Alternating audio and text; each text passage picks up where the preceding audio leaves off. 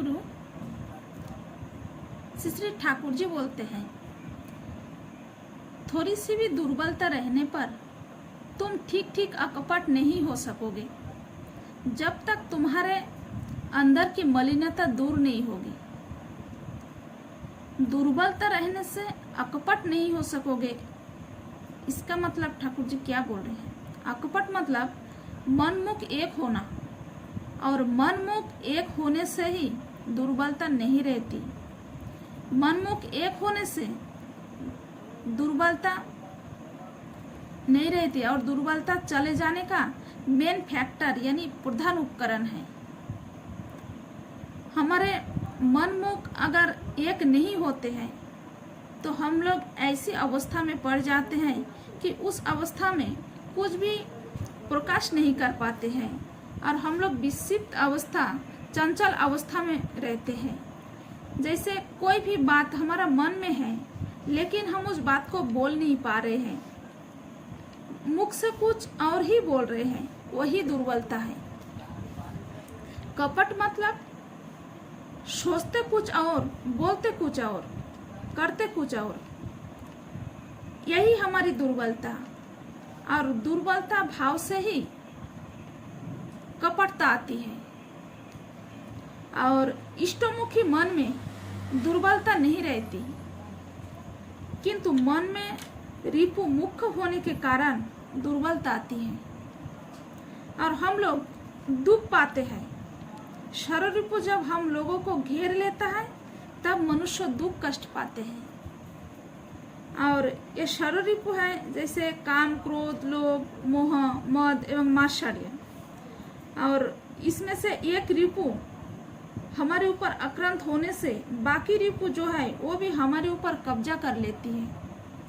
और हमारा मन जब रिपु द्वारा परिचालित होता है तभी हमारे अंदर दुर्बलता आती है। इसलिए हमेशा इष्ट केंद्रिक होकर रहना चाहिए, क्योंकि इष्ट केंद्रिक मन में दुर्बलता का कोई स्थान नहीं है।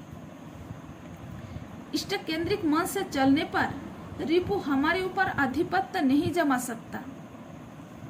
और यदि हम इष्ट केंद्रिक पर नहीं चलते हैं तब हमारा मन रिपु द्वारा चालित होता है। हम लोगों को अकपट होना है। अकपट मतलब मनमुख एक होना, इसलिए कपटता से दूर रहना है, क्योंकि दुर्बलता का भाव ही है कपटता।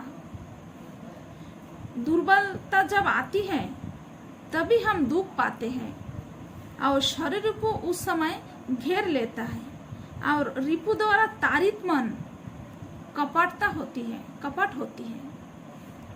तभी मनुष्य हर दिशा से दुर्बल हो पड़ते हैं। मनुष्य का मन जितना इष्ट केंद्रिक होता है उतना अकपट होता है, तभी हमारे भीतर मलिनता नहीं जम सकती। मलिनता मतलब मन का कुभावना ही है मलिनता। और ये मलिनता हमारे अंदर से, मलिनता कम होने का कारण, कम होने का एक ही उपाय है।